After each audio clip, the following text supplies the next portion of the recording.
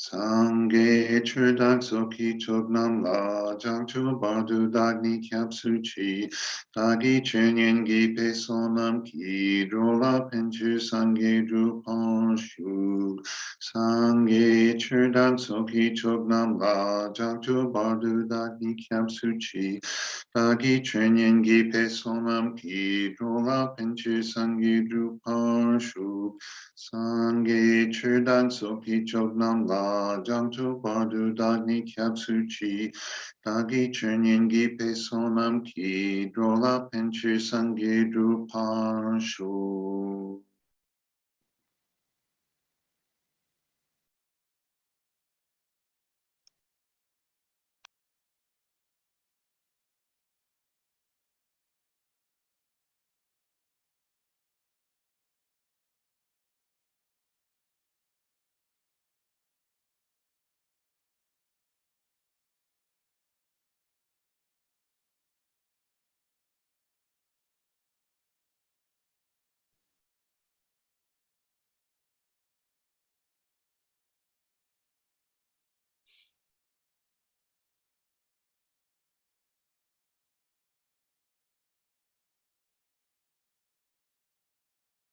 Okay, let's just focus on the breath for 2 or 3 minutes.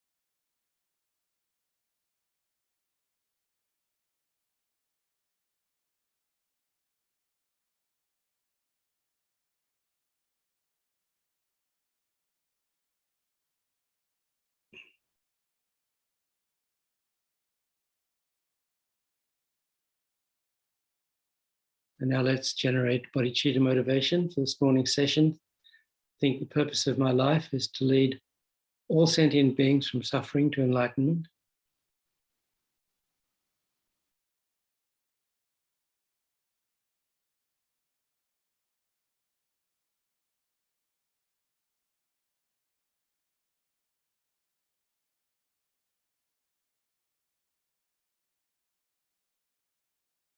In order to do that, first I have to reach enlightenment myself.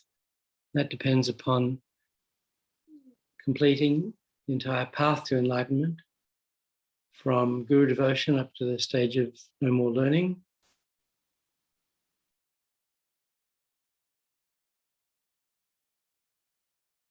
That depends upon studying the teachings on the path to enlightenment. Therefore, I'm going to study Atisha's text, A Lamp for the Path to Enlightenment, first lamrim text.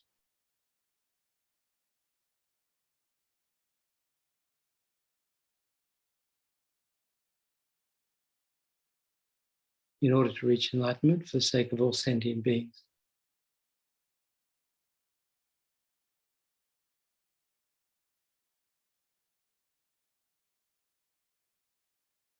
So, very briefly like that, generate the mind of enlightenment, bodhicitta.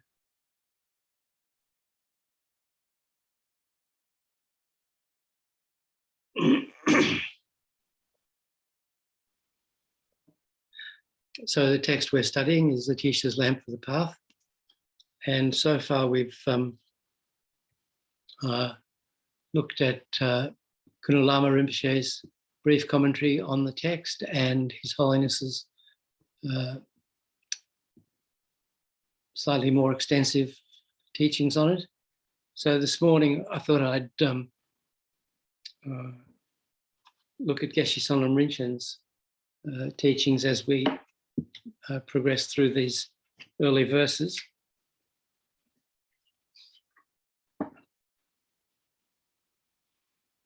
So we have looked at the first 5 verses so far briefly. I'll just go back to the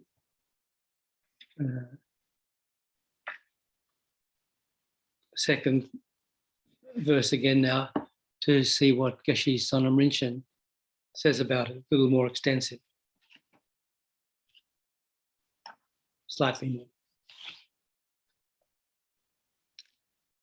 So the second verse again is, understand there are 3 kinds of persons because of their small, middling, and supreme capacities. I shall write clearly distinguishing their individual characteristics. So Atisha now begins with a brief presentation of his subject matter, after the introductory verse. The Tibetan word for person is a translation of the Sanskrit word, which connotes one with ability.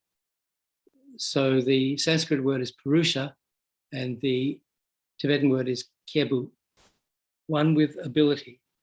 What kind of ability? We're capable of accomplishing our future well-being in the form of good rebirths, liberation, or complete enlightenment. We must awaken to the enormous potential of the human mind, which is able to create powerful virtue or non-virtue in a single moment.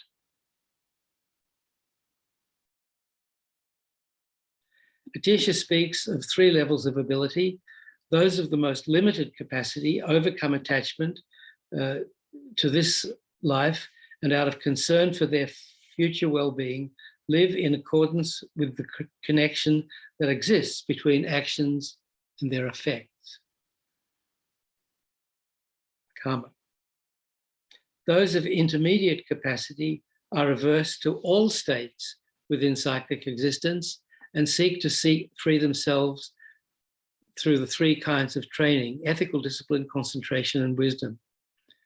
The highest capacity reject both worldly existence and the peace of personal liberation. They dedicate themselves to helping all living beings attain peerless happiness. The author, I think I've done this. The author promises to explain clearly, without any confusion, the different intentions, practices, and aims of those who possess such diverse abilities. As educated people, we have no difficulty in understanding this tripartite division. But are we actually concerned about our future well-being, and do we do what is necessary to ensure it? What motivates our actions, and what are we capable of at present? These are matters to which most of us give little or no thought.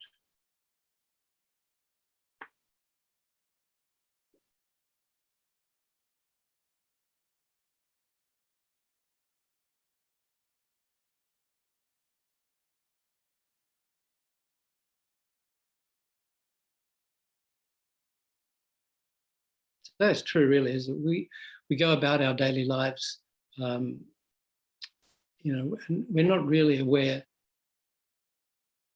what our motivation is for every action, and what the results of that action is going to be, what the result of that action is going to be.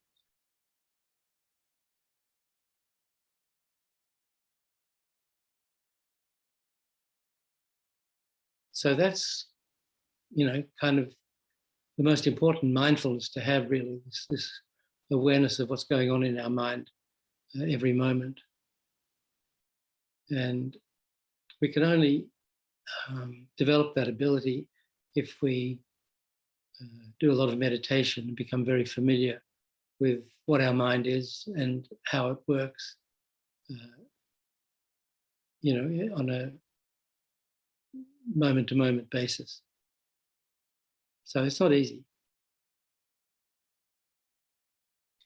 Know that those who by whatever means, this is the third verse, know that those who by whatever means seek for themselves no more than the pleasures of cyclic existence are persons of least capacity. The very basis for all authentic practice of the Buddha's teaching is concern for future lives. So, Lama Zopa Rinpoche's book, How to Practice Dharma, is based on this premise. And the kind of shorthand for being obsessed with worldly life is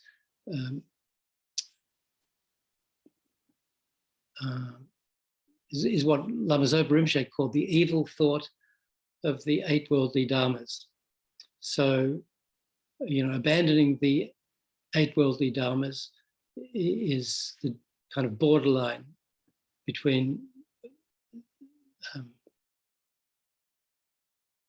the 8 worldly dharmas are the borderline between dharma and non-dharma. So if we follow the 8 worldly dharmas, attachment to the comfort of this life alone, we're not practicing dharma. And if we renounce the 8 worldly dharmas and practice at least with concern for our future lives, then that's practicing dharma. With this orientation, persons of limited capacity make effort to adopt and cultivate positive patterns of thought and conduct and discard negative ones. In addition, they may practice the 4 concentrations of the form realm, the 4 absorptions of the formless realm, and the 4 immeasurables. So the footnote elaborating on that point says that good rebirths in cyclic existence, referred to as high status, are a result of virtuous contaminated action and unfluctuating action. The former leads to rebirth as a human or a celestial being in the desire realm, the latter to rebirth as a celestial being in the form or formless realm.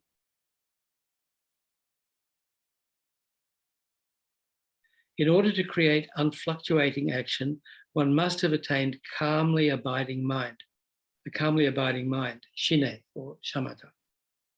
The 4 concentrations or absorptions of the form realm are differentiated on the basis of the accompanying feelings. A progressive development towards neutral feeling takes place. There are 17 abodes of the form realm divided among the 4 concentrations. So Lea Zala's book, published by Wisdom a long time ago, called Meditative States in Tibetan Buddhism, goes into great detail on all this. The 4 absorptions of the formless realm are called limitless space, limitless consciousness, nothingness, and the peak of cyclic existence, the formless realm. They are differentiated on the basis of the accompanying discrimination, which becomes less and less coarse. Cultivation of the 4 immeasurables, immeasurable love, compassion, joy, and equanimity, when accompanied by the wish for freedom from cyclic existence or by the altruistic attention, bodhicitta, can lead to liberation or enlightenment. Without such motivation, but based upon the preparations and actual concentrations, cultivation of the four immeasurables leads to rebirth within cyclic existence of the so-called great Brahma abode of the first concentration of the form realm. So, that's all quite technical, but, Jeffrey Hopkins deals with it in Meditation on Emptiness, and Leah Zala, who was actually a student of Jeffrey's, put together this book on meditative states in Tibetan Buddhism based on teachings from Lati Rinpoche and Demalocha Rinpoche, and together with Jeffrey Hopkins.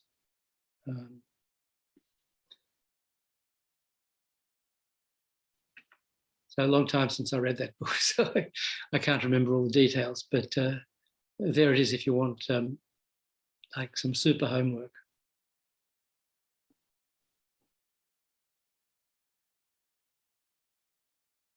The result of such practices, these different kinds of meditation, is the future enjoyment of human or celestial places, bodies, and possessions within cyclic existence. Their motivation is one of personal well-being, and they seek nothing more than the pleasures of cyclic existence.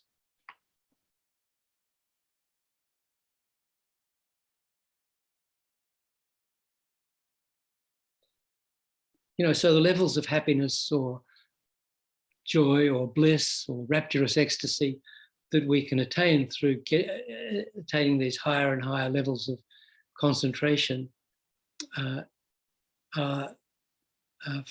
they far exceed any sense pleasures that we have through our physical senses, but still they're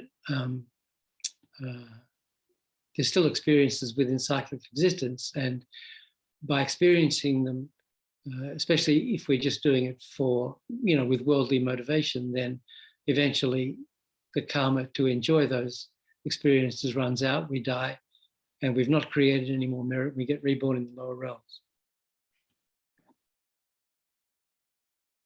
So, while we have to attain those different levels of concentration, we should do them with bodhicitta motivation, clearly understanding all the time that they're steps towards enlightenment and not goals in and of themselves.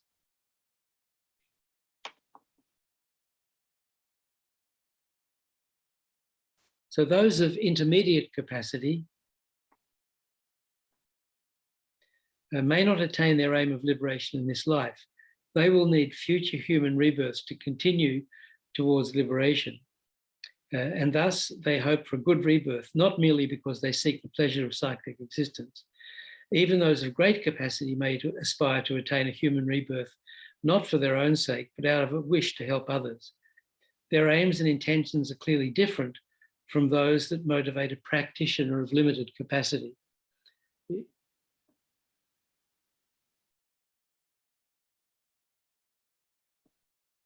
So even though we're striving for enlightenment, we need better future rebirths, and we need to attain liberation on the way to the ultimate goal.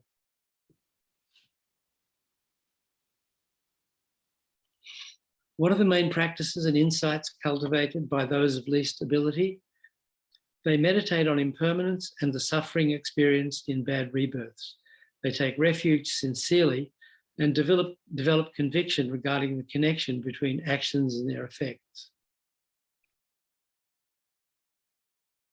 At the beginning of his great exposition of the stages of the path, Tsongkhapa stresses the importance of creating a sound relationship with a spiritual teacher and of recognizing the value inherent in a life of freedom and fortune. Why are neither of these practices mentioned here?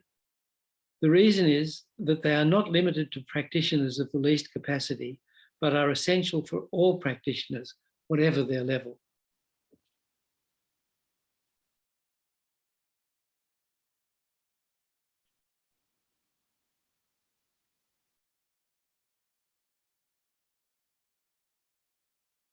So, from remembering the outline of the lamrim, that, the first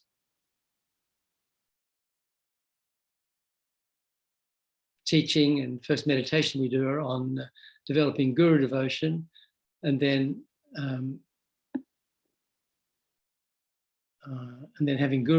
having developed guru devotion, then we have to kind of exhort ourselves to extract the essence from our perfect human rebirth.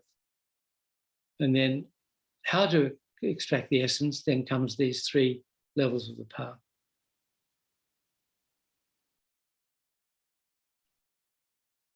Does everyone fit into one of the 3 categories? We all have the potential to do what Atisha describes, but most of us don't try because we're still completely involved in the concerns of this lifetime. Those of least capacity are divided into 3 kinds of people. Certain people, in their quest for pleasure and happiness, do many harmful things and may even gain pleasure from the use of deceit and violence.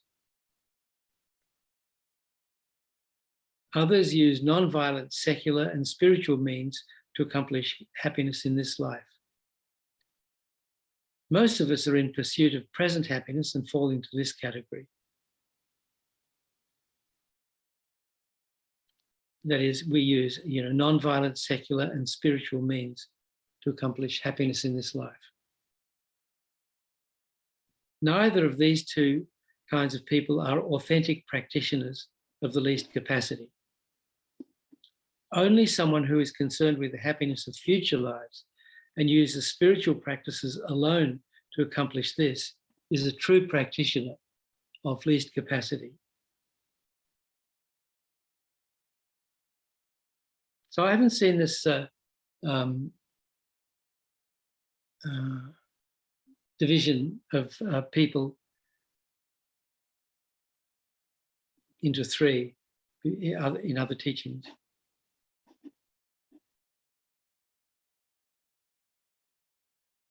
So those who do harmful things and may gain pleasure from deceit and violence. Others using non-violent, secular and spiritual means.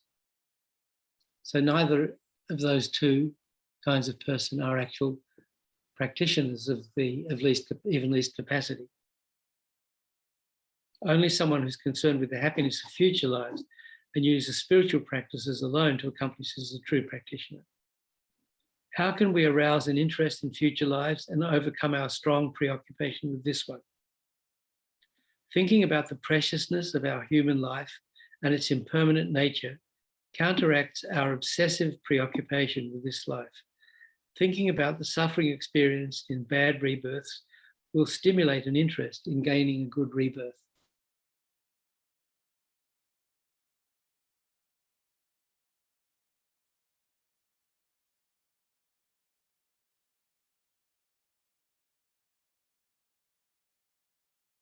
So in Lama Zopa Rinpoche's lamrim teachings, especially when he was in the earlier days, mainly in the 70s, and I guess the 80s, to a certain extent, he taught very traditionally, following the outline generally of liberation in the palm of your hand. And in a 1-month course,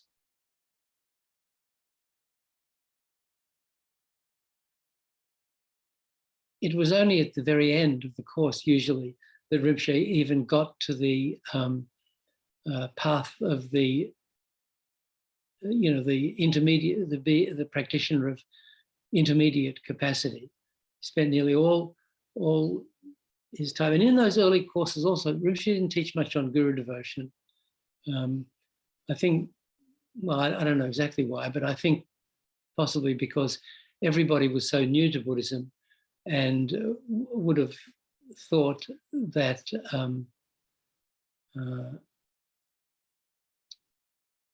there was, I don't know if you've heard of the great Tibetan Lama Tangtong Gyalpo. He was 14th or 15th century. He was an amazing person, and he invented iron bridges. They built a lot of iron bridges in Tibet. I mean, he didn't invent iron, but he developed, means of processing iron and using it to build things, which was quite remarkable, really. And I'm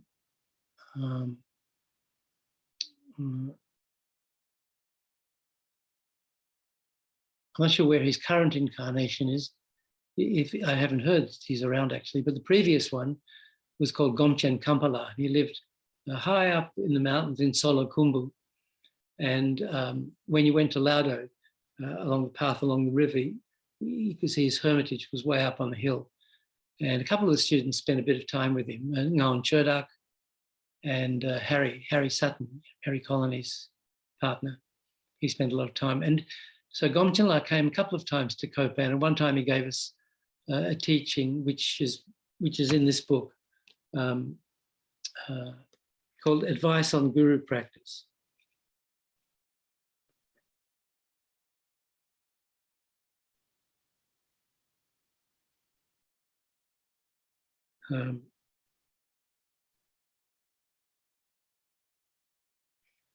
So this is what I want to say, yeah. So when I was in, this is Gomchenla.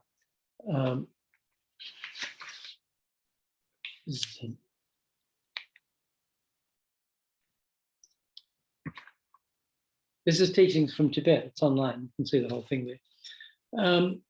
When I was in Tibet, I asked my guru to explain it to me, teachings of Guru Yoga. But he said, if I talk about guru practice, it will look as if I'm praising myself, as if I'm saying, I am good, I am the best. And he would not explain it to me. He told me, you can study the details of guru practice in books to understand what it entails. If the Lama explains it, the disciples might think he's just aggrandizing himself or boasting that he's the best. So if we misunderstand, if the teacher gives teaching saying that you have to see your guru as a Buddha, the skeptical mind will think, oh, he thinks he's a Buddha, he thinks he's enlightened, he's clearly not, we would say, So I think that's probably the reason that the Lamas didn't really teach us on guru devotion in the early days.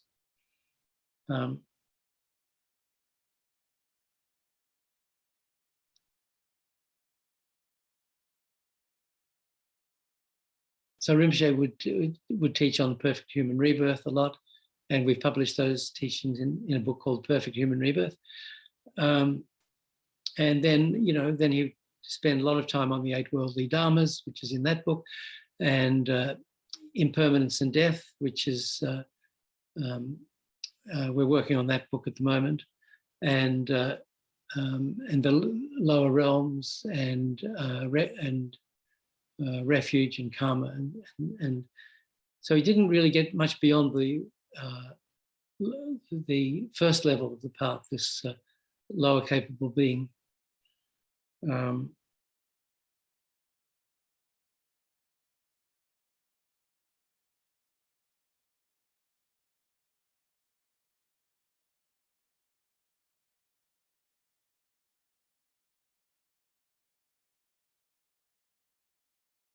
So I think he was hoping that we would, through emphasizing those teachings, we would,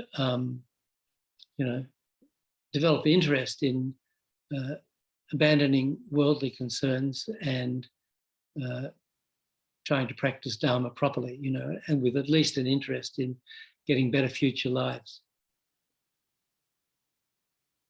I don't know how optimistic he was, actually, but in one of the courses, I think it was the 5th course, which was in,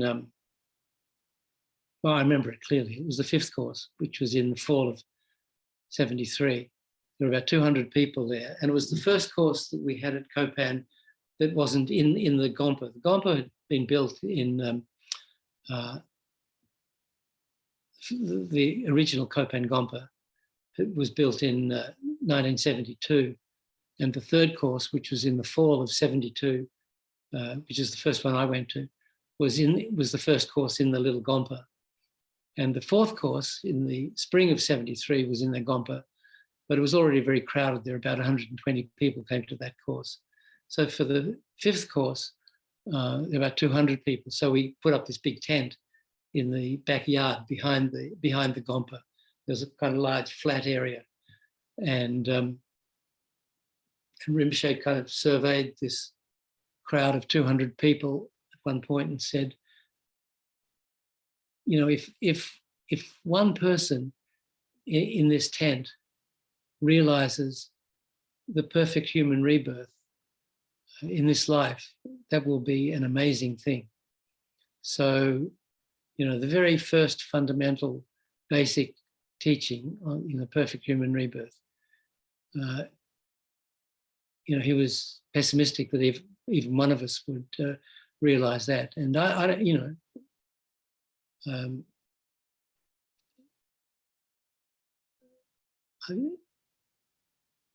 you know, people who have realizations aren't supposed to advertise them or speak about them except to their teachers. So I don't know if anyone out of those 200 realized perfect human rebirth, or any of the Western students have realized perfect human rebirth.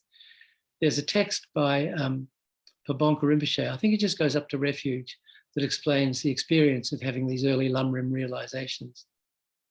I think it's online. I forget what it's called. It's at lamayeshi.com.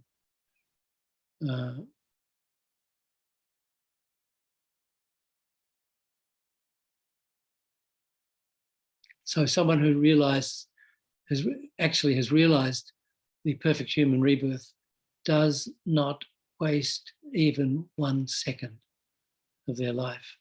So I know I haven't realized it. Nick, I have a question. Yeah. So even before that, I would say most Westerners don't believe in future lives.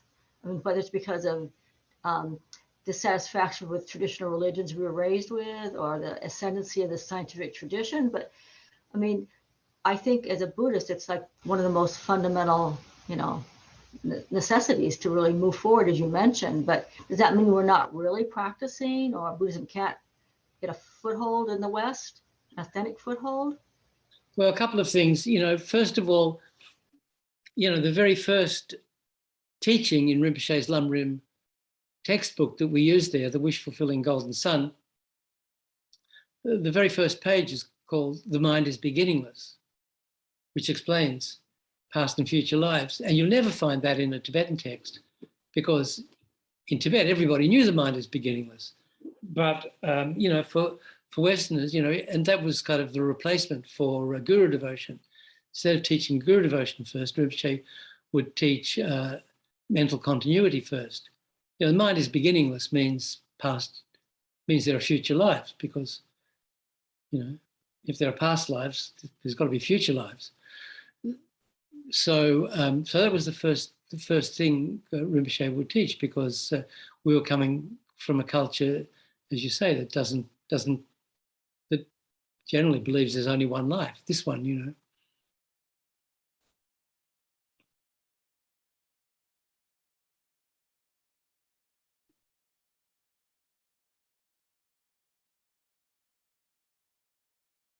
I'm not quite sure. Yeah, I mean, I suppose Christianity, at least from my very superficial understanding, teaches at least future lives, that you can go to heaven or go to hell. But exactly who it is that goes to heaven or hell isn't clear. That's your soul, I guess, or whatever the soul is, you know. The other thing is,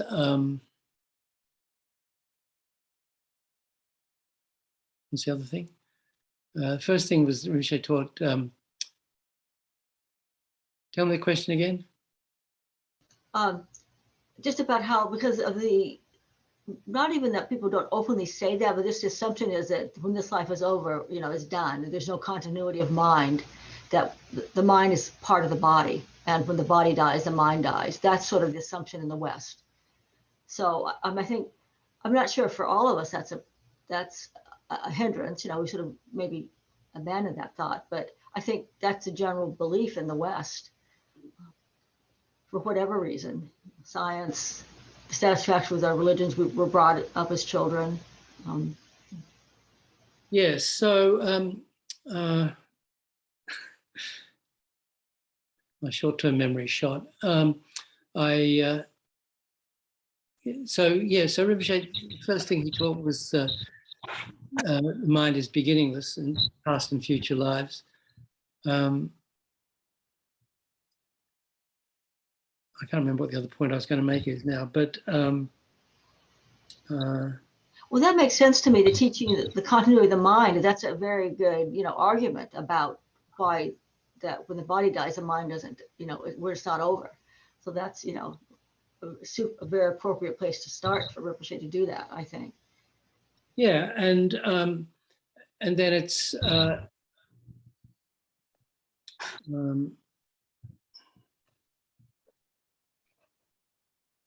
may I say something? Sure. I think there is a sense in the West that there is something that lasts after death, but it's not defined by religion. I think it's you see it expressed in poetry and in forms of literature, but it isn't something that's right. It's not part of really strict religious belief teachings. So, for example.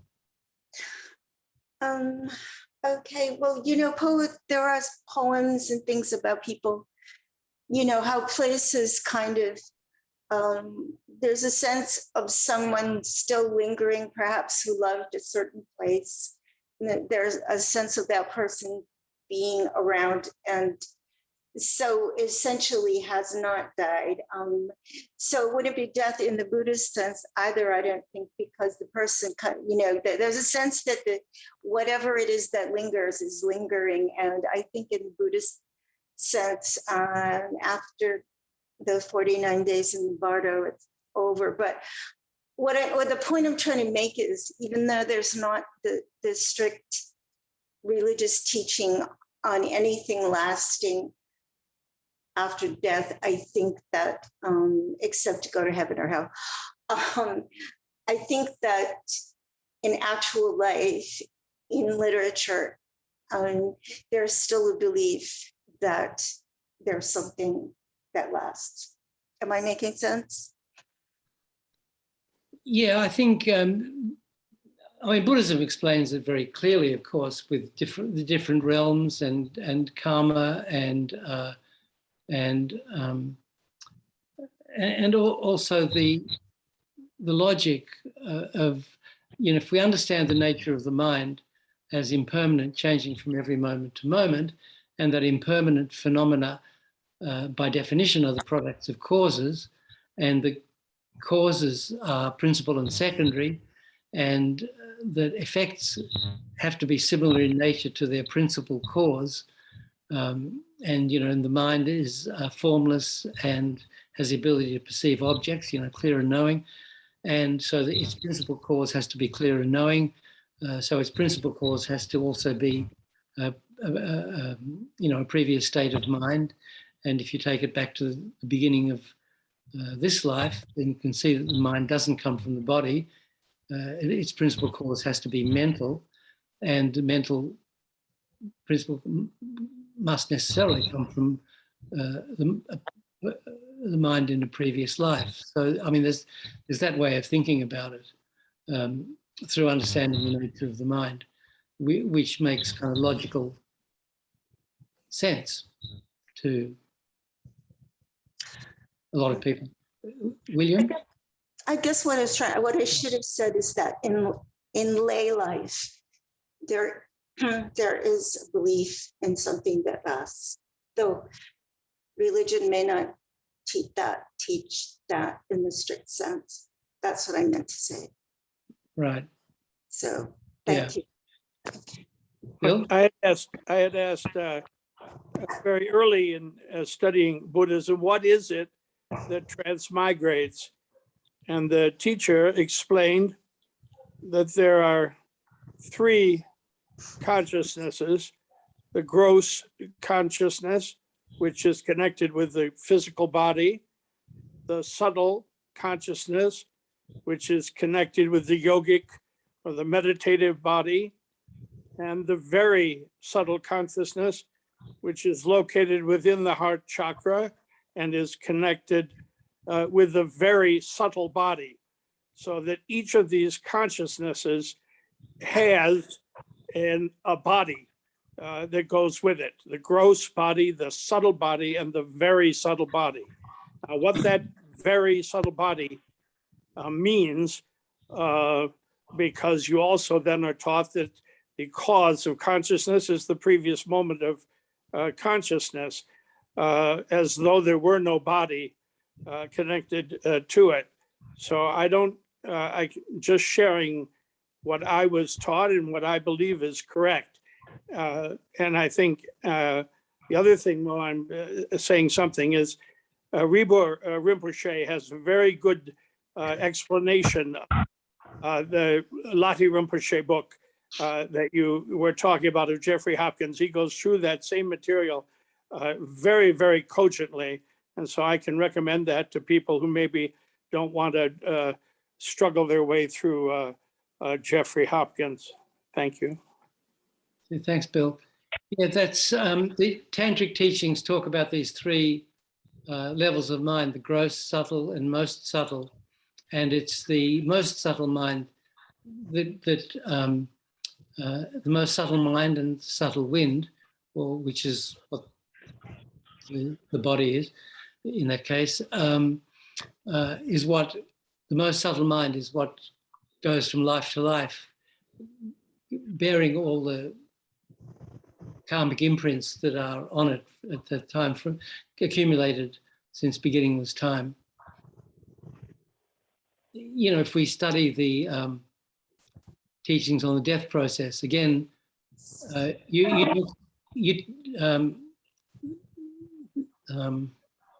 the book you're talking about is Meditative States, or the Death Intermediate State and Rebirth in Tibetan Buddhism? The one that you were talking about, Jeffrey Hopkins, Lati Rinpoche, his transcription of that Lati Rinpoche's teachings, where he goes through the whole process of meditation.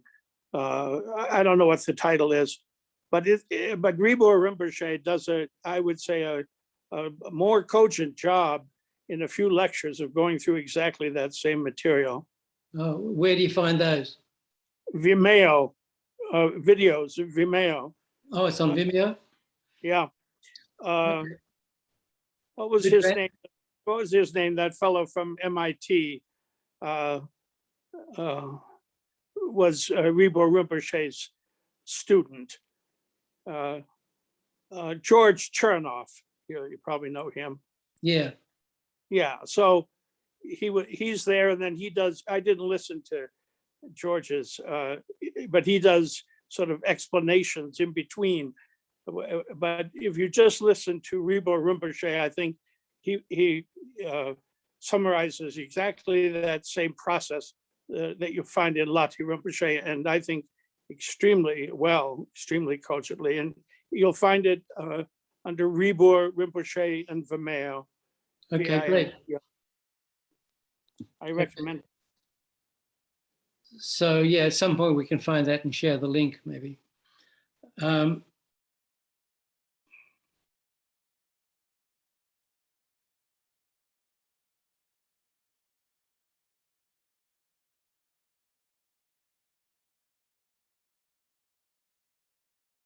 Still trying to think of the second point, but it's gone.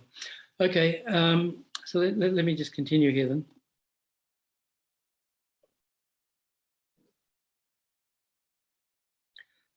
How can we avoid the intense suffering of a bad rebirth? Taking heartfelt refuge in the three jewels and living in harmony with the natural connection between actions and their effects will protect us. We become real practitioners when our orientation changes from the well-being of this life to that of future lives, and when we gain some experience in these practices, which form the foundation of all other insights. Meditation practice that is not based on them will not be truly effective. In his lamp for a summary of the conduct, I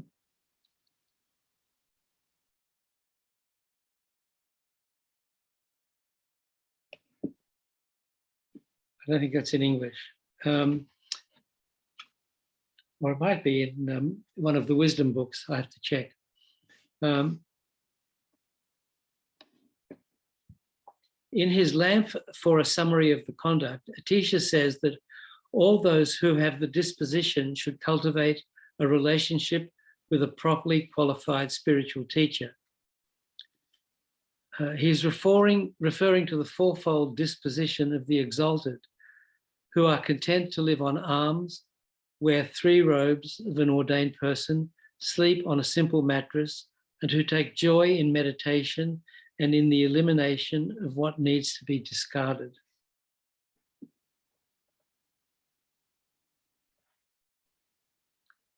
The fourfold, so the exalted, I think, are the Sangha, monks and nuns, content to live on alms, wear the 3 robes of an ordained person, sleep on a simple mattress, and who take joy in meditation and in the elimination of what needs to be discarded. The first 3 of these characteristics depend upon having few desires and cultivating contentment. This is the foundation for the kind of ethical discipline that is pleasing to the Buddhas and Bodhisattvas. Such simplicity is necessary if we wish to eliminate what must be discarded in order to bring about true cessation of suffering. This is done by meditating on the paths. The greed of wanting everything we see and the lack of contentment whereby we want more or something better make it hard to practice purely and complicate our life, whereas the disposition of the exalted simplifies it and makes pure practice possible.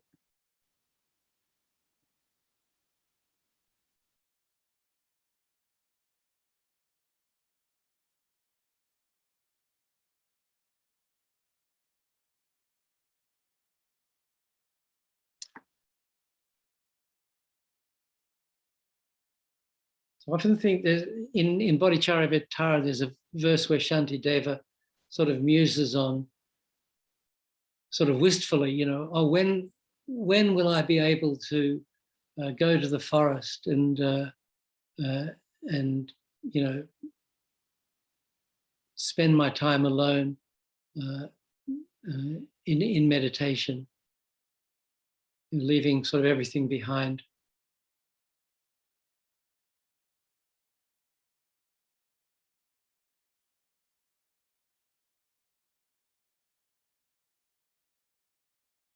So of course it's kind of a bit of a pipe dream, but that's kind of what he muses on. What Atisha explains in the lamp forms the core of the Kadam tradition, which was passed on by Dom Tomba and his disciples, the 3 Kadampa brothers. So they're Geshe Potawa,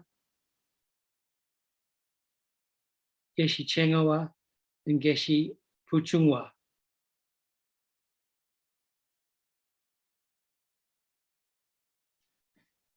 So there's, you know, a couple of books that Wisdom have published in the, you can see them on the top shelf there. Does that pointing to there? The Library of Tibet.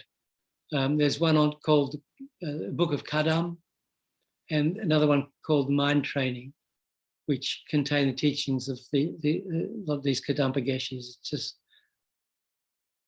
just 2 amazing collections. And there's another one coming out soon, the Book of Gelug book. So it's just incredible, the resources that we have available now. You know.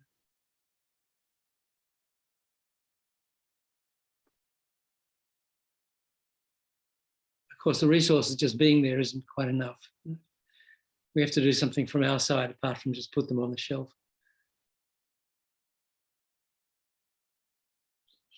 Their followers, the early Kadampas, their followers and later Je Tsongkhapa spread this tradition and caused it to flourish. So our tradition, Gelug tradition, sort of comes from the Kadam tradition.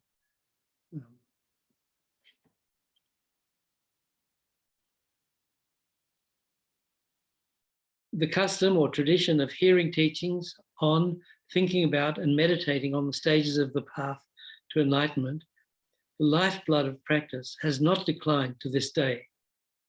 The very same teachings that were practiced and taught by these masters are available to us and can enable us to fulfill all our wishes if we put them into practice.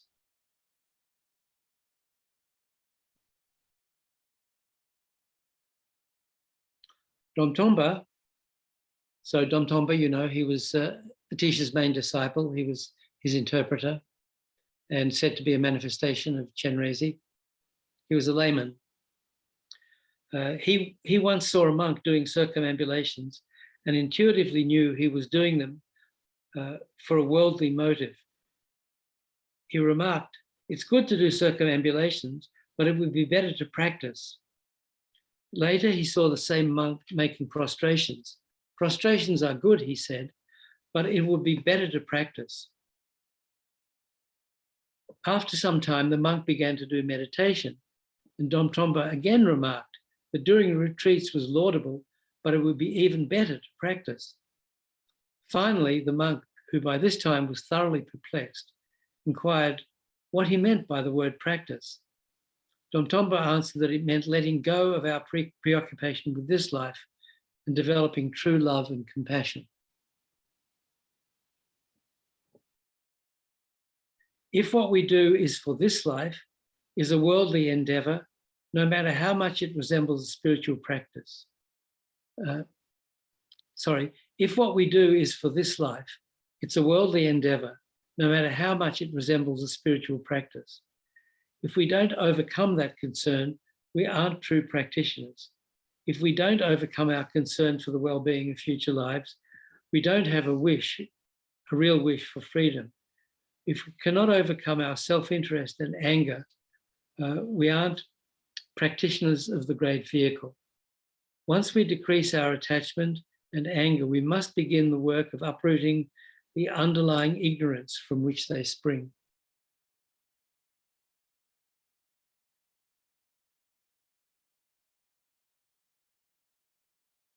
Central to the Kadam tradition are the 10 Innermost Jewels, which describe the attitudes of a dedicated practitioner.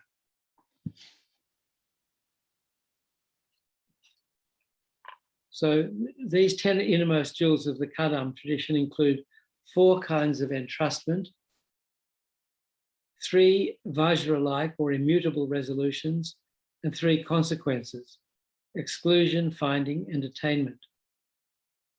The innermost or ultimate attitude is to entrust oneself completely to the teachings. The innermost practice of the teachings is to entrust oneself even to becoming a beggar.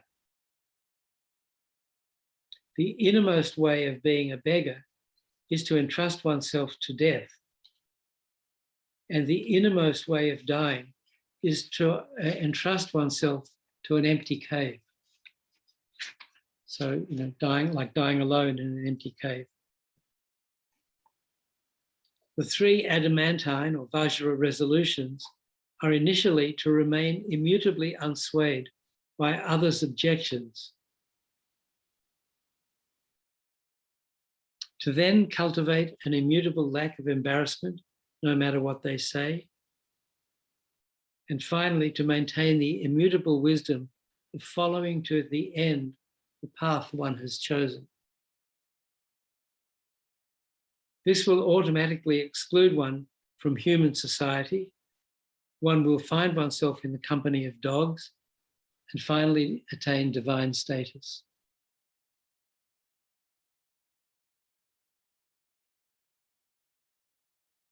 I think these are in one of the longer versions of Guru Puja, aren't they? We never read the 10 Innermost Jewels of the Kadam.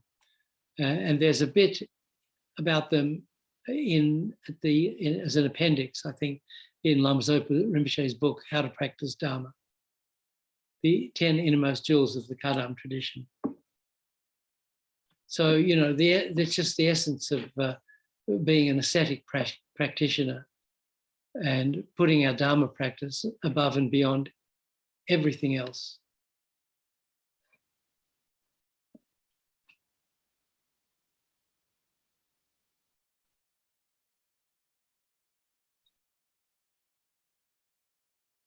Oh, so anyway, so that was a footnote I just read, but he goes on here.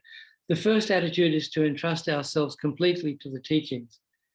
At present, we have this rare and good human life of freedom and fortune, but it won't last forever.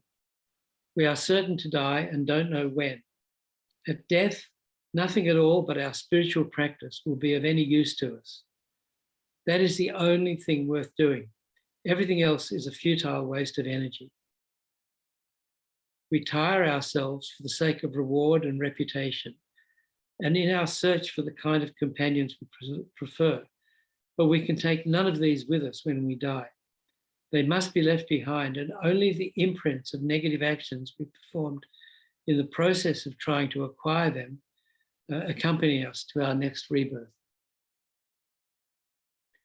This is not hard to understand, but we must remember it and think about it till it affects the way we think and feel.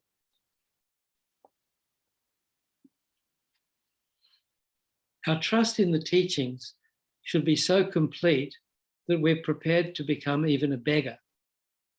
This doesn't mean giving away all our possessions and taking to the streets.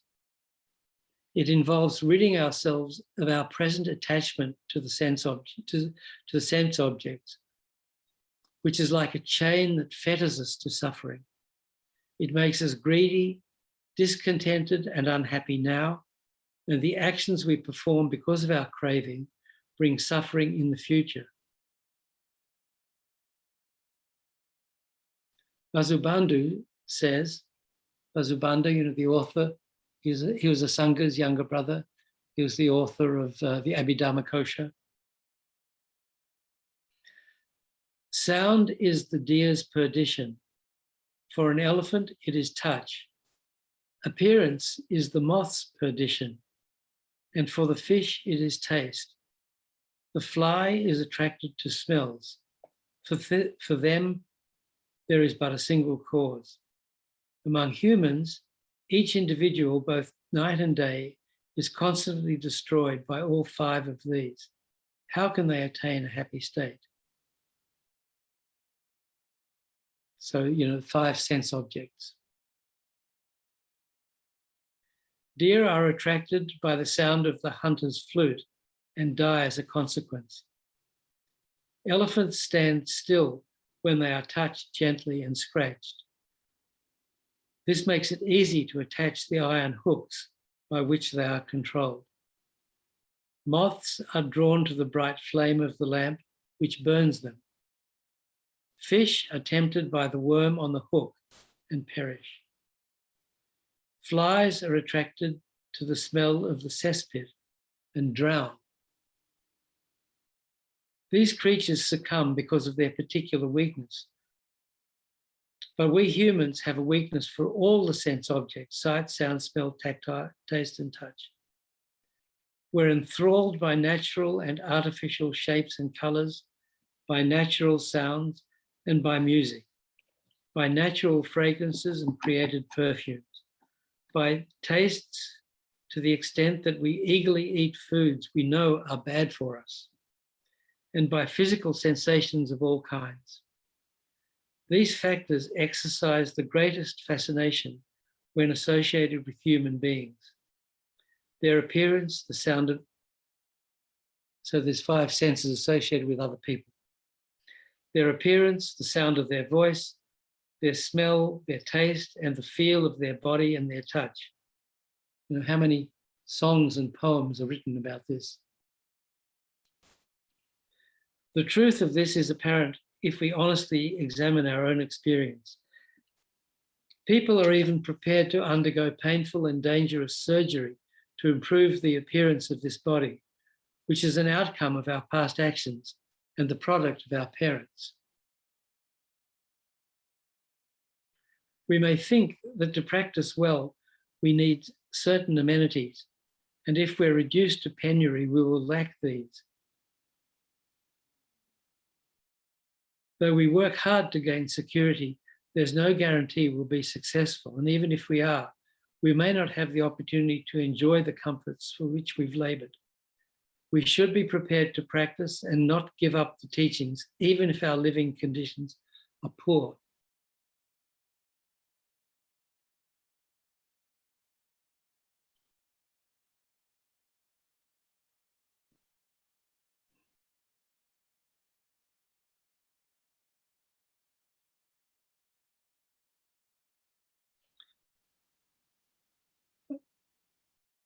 I mean, you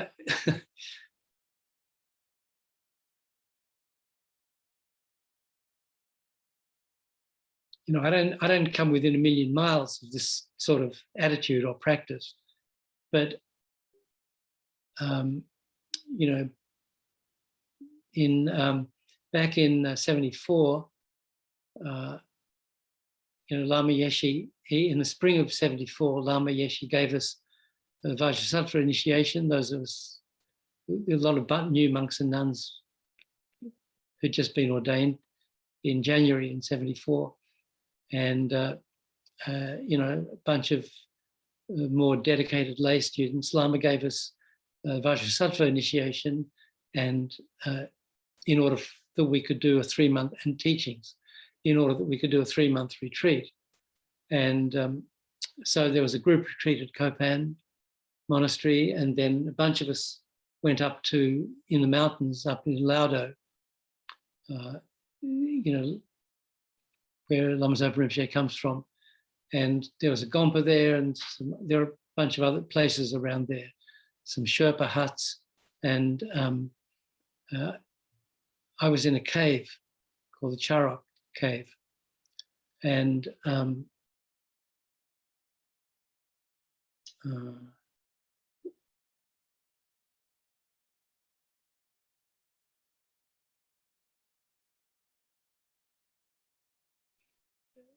you know, and you know, often what was called caves were, they weren't actual caves like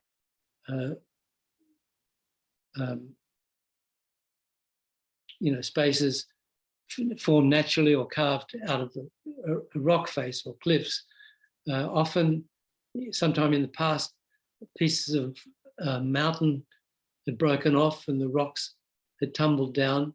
And this was on quite a steep slope where I was, just about 15-minute walk from Laudo Gompa. And, you know, big pieces of rock would come, and sometimes they would wedge in the mountain and form an overhang. So then some people in the past would build walls around the overhang. So it became like a cave or a little house. So this was kind of,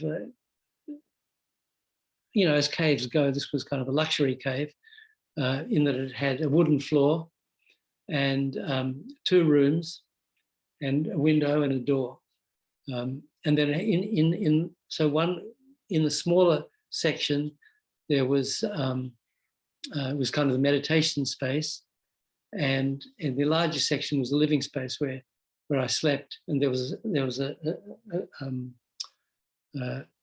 stove, you know, it's kind of made of rocks and then covered in clay. There was a hole at the top where the heat came out, and there was a hole in the side where you put the wood and stuff in to make the fire.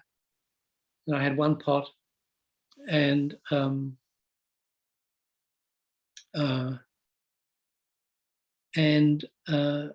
you know, generally, well, in retreat, once you've got into it, you do 4 sessions a day, one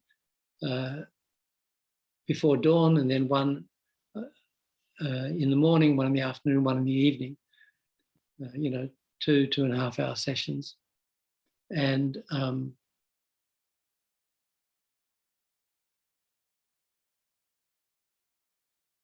And I took presets every day and just had just the one meal at lunchtime, and just potatoes or rice and little bit of green vegetables. Actually, for a while, the nettles were growing. So, I imagined I was Milarepa and ate nettles, but Milarepa only ate nettles. I had nettles on top of all the other stuff. Tsampa. And there was a nun, Tibetan nun, from Tamo Nunnery down the mountain a bit, Tsultum Dolma. Her brother was a monk at Kopan. And every 2 weeks she'd go to the market and get what I needed. So I'd leave a list. There was also a wall outside the cave and kind of a gate. So I'd leave a list outside the gate, and she would get the list, and she'd go to the market at Namche Bazaar, which is 2 or 3 hour walk each way. And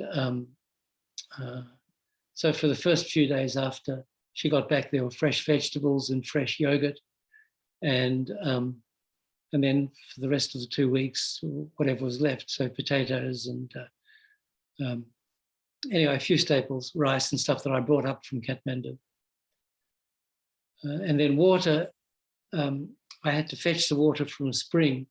So we had this, I don't know how much it contained, but a number of gallons, I guess. 4 gallons, is that? Those are these big old biscuit tins. And I had a backpack, it would fit in the backpack. So I'd have to go to the spring and fill this thing up with water. And it would last, a few days. And as the summer progressed, the spring dried up, so I had to go further and further up. But luckily I had to go up, so carrying the water was coming downhill, so it was a bit easier. But that was a life for 4.5 months. And honestly, by the end, I didn't want to come down, but I had to come down because I was Lama Zopa Rinpoche's assistant for the 7th Kopan course. So I was kind of the course leader in the fall of 74. So I had this job I had to come down for. But honestly, in my mind, I was prepared to stay there for the rest of my life. It was, by far the simplest I'd ever lived.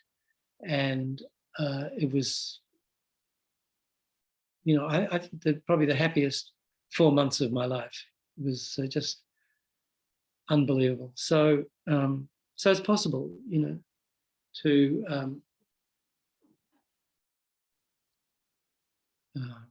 anyway, it was just a tiny taste of what's possible, put it that way. Hi, Nick, I had a question. Yeah.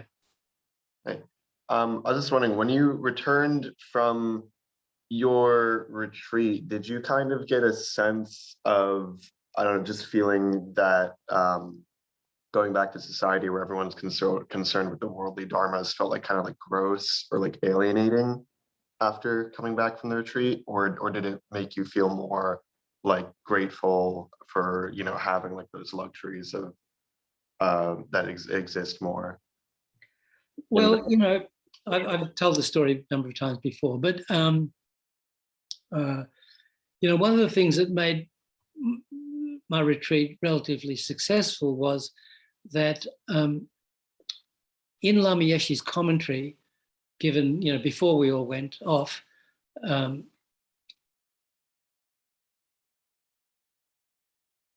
sometimes when Lama was giving teachings, he would single somebody out and use them as an example, or sort of mock them, good-heartedly, but sort of. So in these teachings, he sort of picked on me a little bit, 3 or 4 times, and then he said other things, and that I misinterpreted, fortunately, that he was giving me this kind of subliminal message that I was going to die in the retreat. I was reading this commentary which we transcribed, so we transcribed these teachings as Lama was giving them, and then we printed them up at Kopan, and we all had a copy of this transcript that we took off, his teachings, how to do the retreat and other stuff. So as I was reading those, I thought he was giving me the message that I was going to die. So my first reaction was,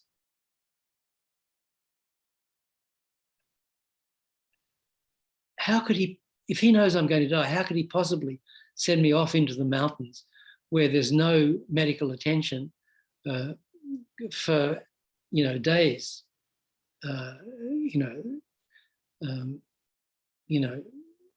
So I thought that was like unbelievable that he'd do that to me, Then I thought, well, maybe he knows that whatever's going to kill me, he's going to kill me anyway. So even if I was in the West in a hospital, I'd still die, people do.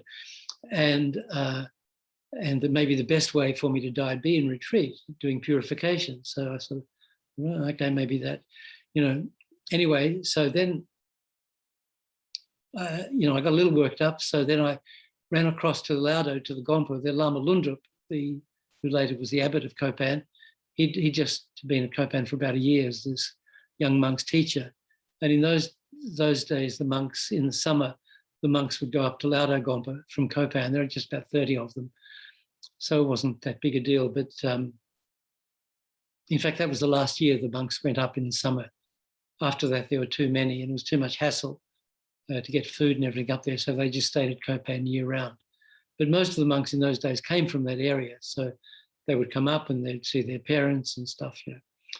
So Lama Lundrup was at the Laudo Gompa with the young monks, and I ran over to him and I said, Lama Lundrup, and Lama Yeshe and Lama Zopa had come up to Laudo at the beginning of the summer, but that summer they were making their first trip to the West. So they stayed for a couple of weeks and then they went back. So I said to Lama Lundrup, did Lama Yeshe give you instructions of any pujas or anything to do for me when I die? And he sort of fell about laughing, and he thought I'd had a lamrim realization of impermanence or something. He said, oh yeah, you very good understanding, but he didn't say yes or no about the puja. So anyway, I wasn't very satisfied with his reply, but I went back to my cave. And honestly, I was convinced. And so then when I was meditating and my mind would wander here or wander there, I was able to bring it back by thinking, come on, guy, you're going to die up here. You don't have time to let your mind wander. Focus on visualization, doing the meditation properly. So I was doing this, we had to do 110,000 mantras, sort of 10% penalty for mistakes that you might have made. Although, some of us, we might have to do 200% penalty, but the general, if you count 108 recitations as 100, then that more or less covers it,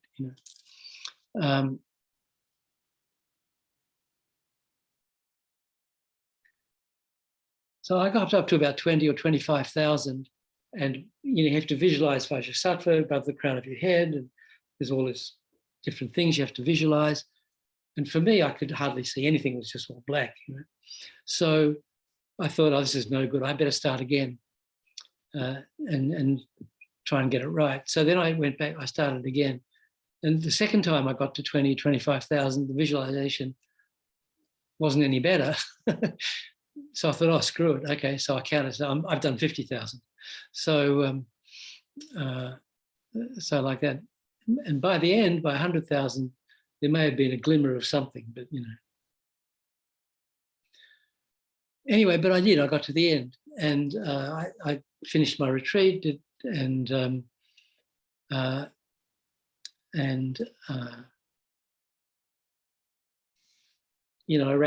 wrapped up, and then I had to go.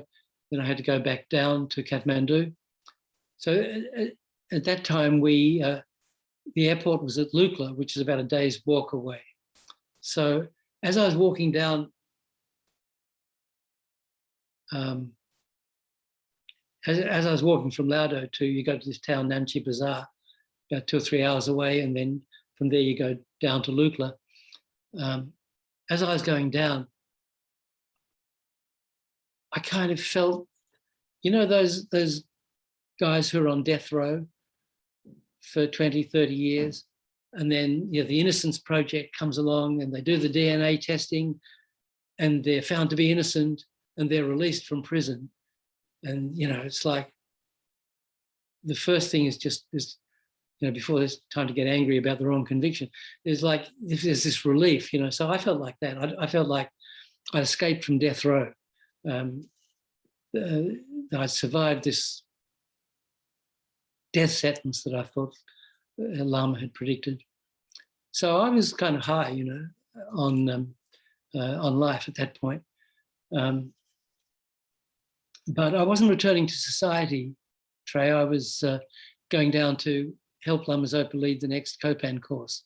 So it was going from kind of one blissful realm to another. And it was a while before I got, well, it wasn't that long before I got back to the West, because in 75, I traveled with Lama Yeshe and Lama Zopa on their second world tour. But I was still very firmly in the Dharma bubble. So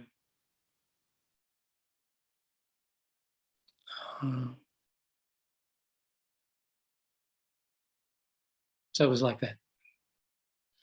Anyway, the whole point is that it's possible to be, you know, blissfully happy even though you think you're going to die, alone in a cave. I never saw the nun who was doing shopping. I just left a note for her. And then occasionally you'd hear yak herders go by. Yaks have these bells, you know. And I didn't see or speak to anyone for months, you know. So it was, you know, an obviously unforgettable experience. And one sadly not to be repeated, I think, in this life anyway.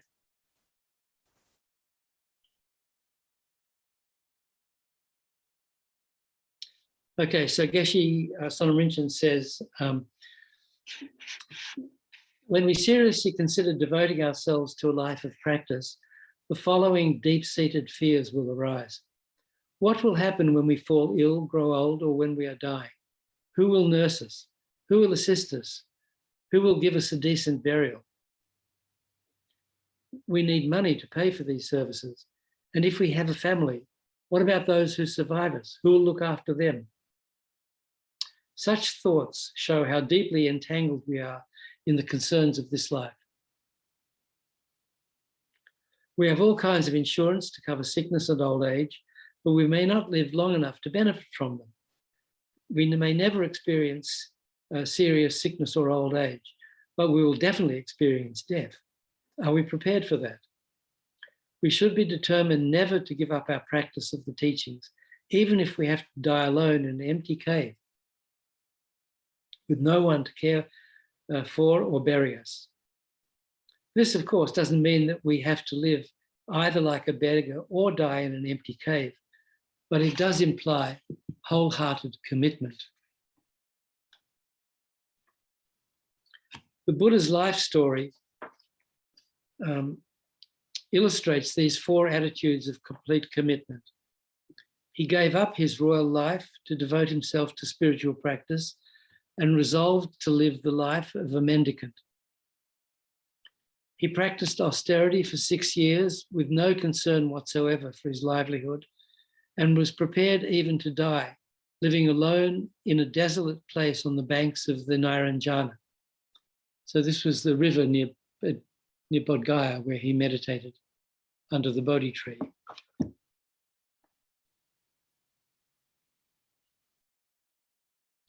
The 3 adamantine and immutable resolutions begin with the resolve to act in this way no matter what our parents, relations, or other loved ones do or say.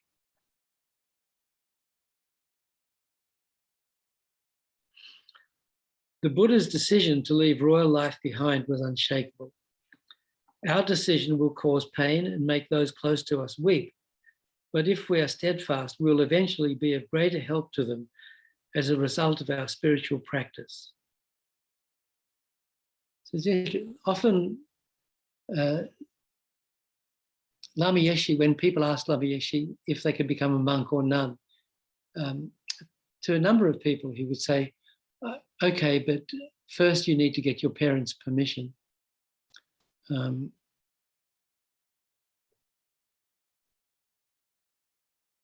And, you know, there were some people when they,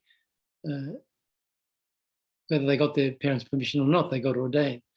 And their parents, in some cases, just kind of disowned them, at least for a while, you know. So, you know, irrespective of all you know, our family and friends' reaction, we should devote ourselves to our practice, no matter what they think. The separation will be painful for us too, but in the long run, it will spare us more intense and protracted suffering. So we should leave to practice in seclusion without any clinging attachment, regret, or sorrow. This does not mean giving up our love, compassion, or affection for them. In fact, you know, we're doing it for them as well as all other sentient beings. When we turn away from the comforts and amenities we've enjoyed in favor of a simple life and choose to live even like a beggar, others will criticize and deride us. We should be resolutely impervious to what they say about us, whether good or bad. If we conform to the wishes of those who lead a worldly life, we will do many harmful things. The Buddha's resolve remained firm despite the admonitions, criticism, and advice proffered by those at his father's court.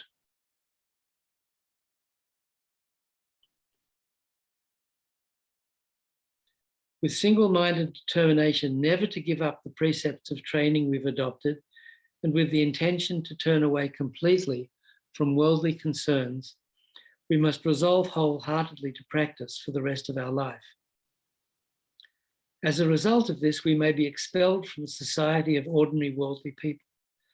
Since we regard attachment to what are conventionally considered the good things of life as faulty, normal people, whatever their standing in society, will think we're mad and shun us.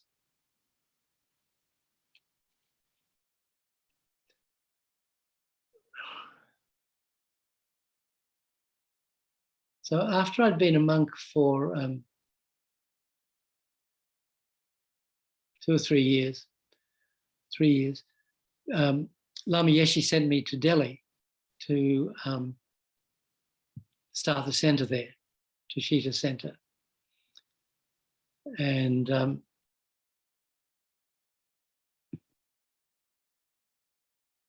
so eventually that kind of came together, and I was there, based in Delhi for like 6 years. And then in '83, Lama sent me to London to take over Wisdom Publications. And in India, you know, there was no problem wearing robes everywhere. But in London, in those days, you know, people would look at you very strangely in the street, you know, if you're wearing robes, or they'd yell out, you know, Hare Krishna, or some people even, I never got spat on, but some people did, some Western monks or nuns, you know, it was like sometimes a strong reaction, you know, like, I don't know, wearing a mask in Alabama or something, you know. But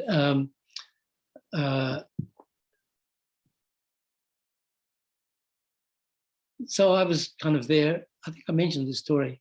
Did I tell you about, I got a pinstripe suit.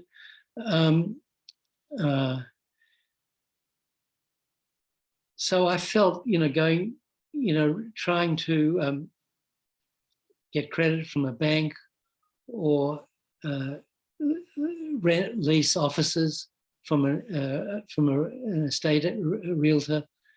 If you go up in robes, they kind of, you probably wouldn't have a lot of credibility, you know, that was too weird, you know. So So I started, so instead of following this advice, you know, I followed my worldly logic and thought, well, if I'm running this business in London, I'd better kind of look more businesslike. So I started wearing lay clothes. And, you know, and that living in the West wearing lay clothes, I think is the beginning of the end for a monk or nun, you know. You know, Rabina was there wearing her robes, but, you know, she didn't have to interface with the bankers or the realtors, you know. Yeshikado, another nun, was also there when I first went. And at that time, you know, Lama Yeshe had wanted wisdom publications to be based in Northern England at Manjushri Institute, which was our big centre there at the time. But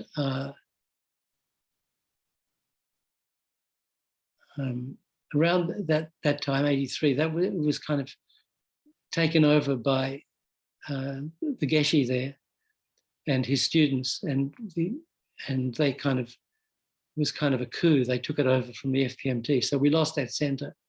So wisdom, we couldn't be there, and we had to base ourselves in London. And I remember Lama Yeshe shaking his head and saying, "Oh, London is a very bad place for monks and nuns."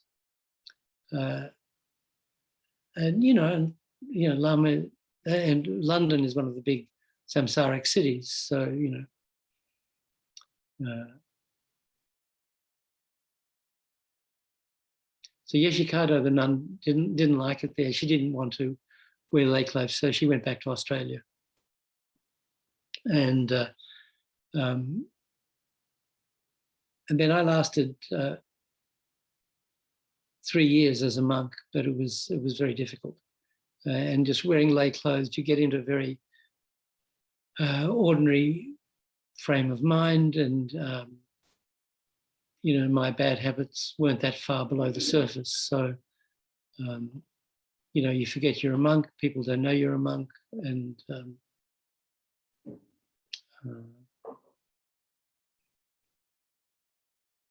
so I think that was a mistake, to be swayed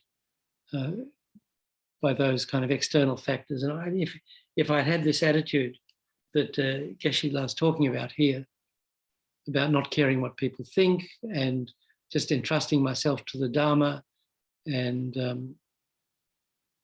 you know, who knows?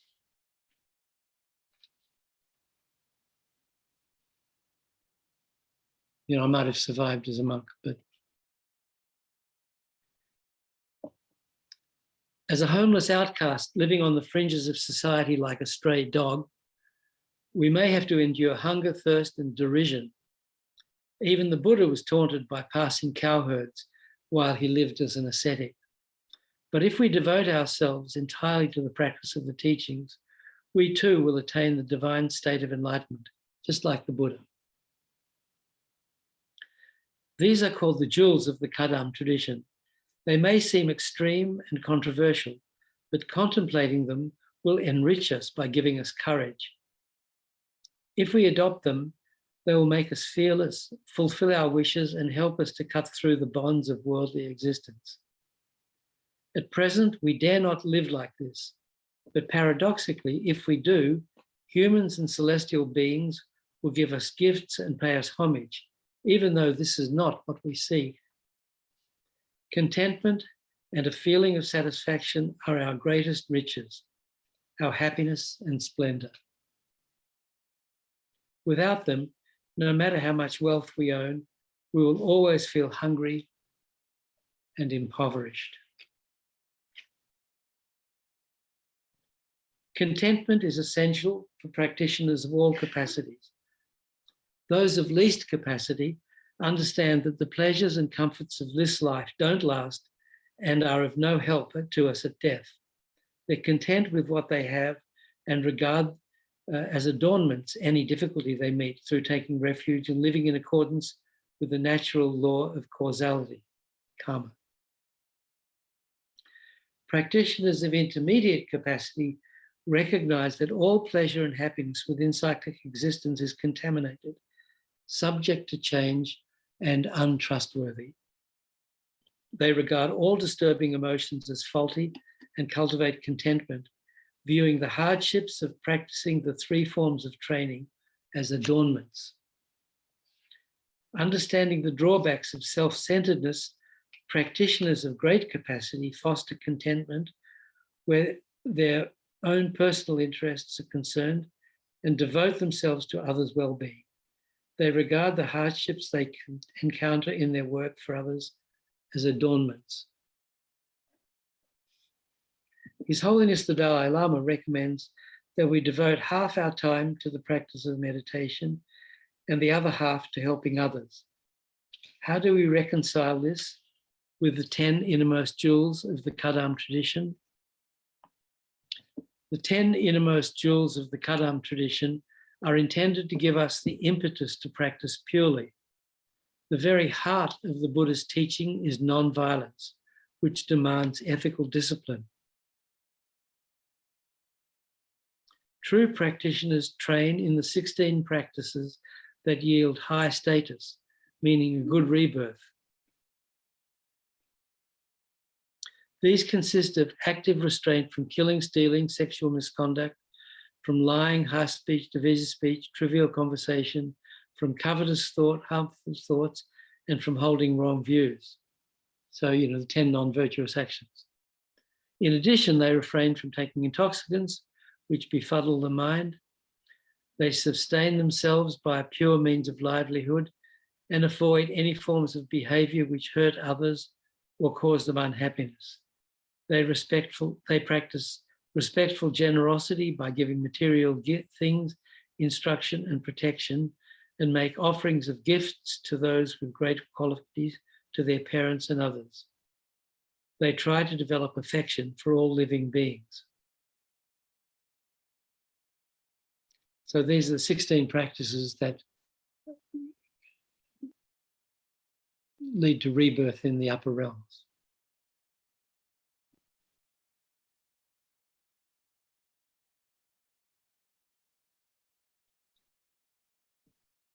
Since the practices of the Kadam tradition belong to the great vehicle and are grounded in altruism, the 10 innermost jewels are not practiced just for the sake of gaining personal freedom from cyclic existence.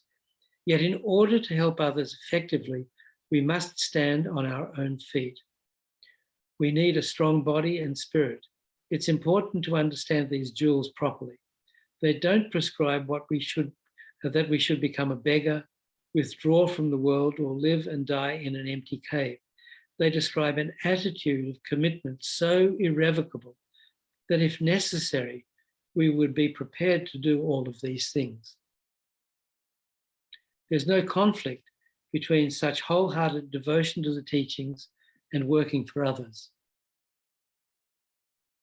Where our own personal interests are concerned, we should try to avoid busyness, but in our work for others, we should do as much as we can.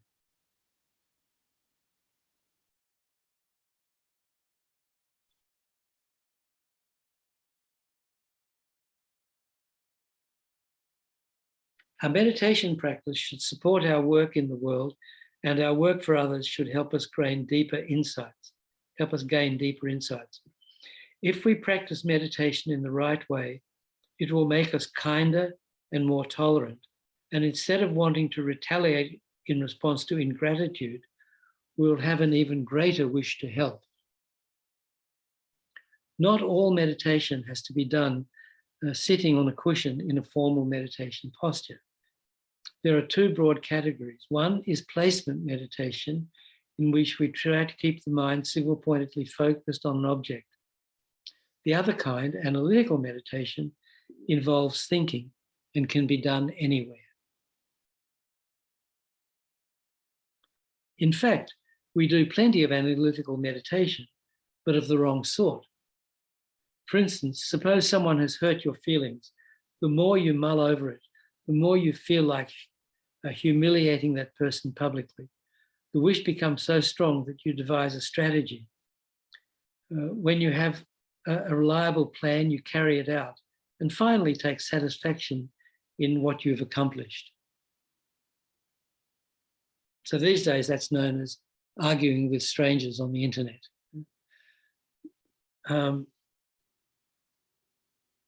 Exactly the same procedure can be used positively. For example, you meet someone in trouble and want to help them. You think about the various ways in which you could alleviate their difficulties and decide upon an appropriate course of action. You then implement it to the best of your ability and acknowledge whatever you achieve with satisfaction.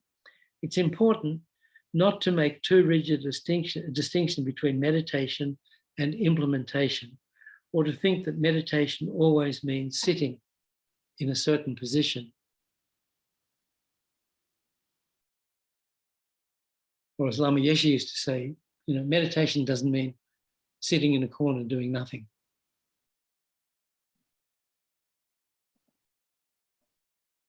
The advice to give up worldly activity is not an injunction to give up all activities. Even seemingly secular occupations like helping others with farming or business, or giving them advice on how to look after their property, are spiritual practices when motivated by strong altruism. If we do relaxation meditation because we want to feel good, it isn't a spiritual practice. But if we do it because we want to be strong and calm in order to help others, it is. Looking after our body and mind is part of our work for them. It's absurd to think we can help others effectively if we can't even look after ourselves. Meditation is intended to help us gain control of the mind, to free it from being dominated by disturbing emotions, and to increase its familiarity with positive feelings like love and compassion. Many people lead very busy lives, and though they would like to undertake formal meditation, they never manage to find time. The Tibetan word for meditation is closely associated with the verb to familiarize. Let us say that familiarizing ourselves with a kind-hearted state of mind is doing meditation.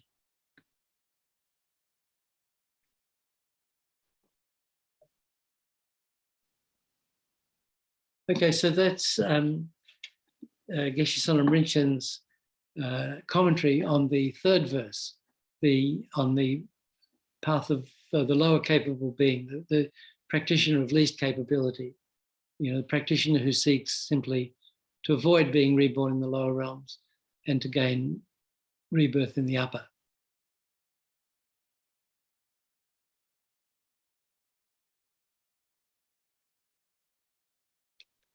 So continue next week from that point. Thank you very much. So, we generated... Nick, I think it was a meditative states book, Lati Rinpoche, that I was talking about before.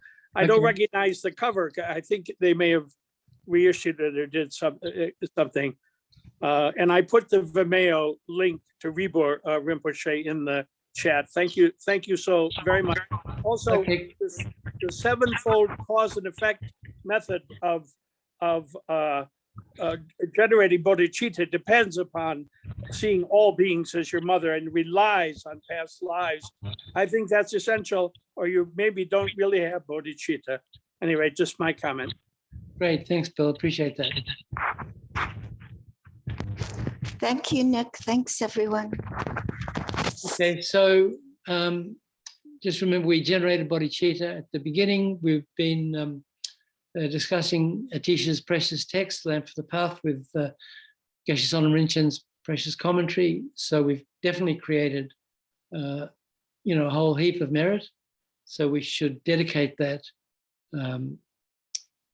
now while it's fresh, before we have had a chance to destroy it by getting angry or generating wrong views. So, think, because of this merit, may I quickly reach enlightenment for the sole purpose of enlightening all sentient beings.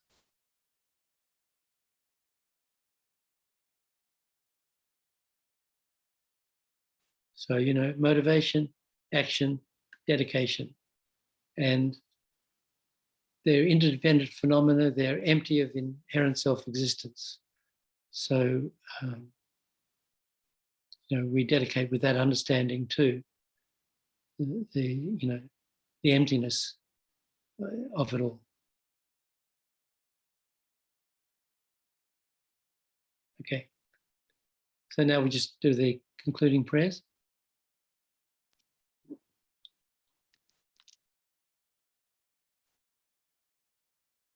Sashi perki juching me tok tram ri rap ling jing de gen pati sange jing du mik te uwagi dropun nam da jing la cher pan shu jitsun la me kutse rap ten ching nam ka trin le jok ju ke pa dang lo sang ten pedren me sa sum gi rowe mun sel tak tu ne gyu chik idam guru ratna mandalakam niryatayami. In that snow mountain encircled plan source of every benefit and joy, may Lord Tenzin Gyatso Chenrezig remain in life till samsara's end. Savior of the snowland teachings and transmigratory beings who extensively clarifies the path that unifies emptiness and compassion. To the lotus in the hand, Lord Tenzin Gyatso, I beseech me, all your holy wishes be fulfilled. You who uphold the subduer's moral way, who serve as a bountiful bearer of all, sustaining, preserving, and spreading Majjhima's victorious doctrine, who masterfully accomplishes magnificent prayers honoring the three jewels, Savior of myself and others, your disciples, please, please live long. Through this virtue, may I swiftly, having gained Guru Buddha's state, place each and every sentient being without exception in that state. Precious supreme Bodhi mind, may where unborn arise and where born never decline, but increase forevermore. Ik weet se waiter chen chen rezik, remake in pei wang po jam pel yang, dang chen ke pei su gen song ka pa, lo sang dang pei jab la so wa de. Thank you, Nick. Thank you very much, Nick. Okay, thanks everybody.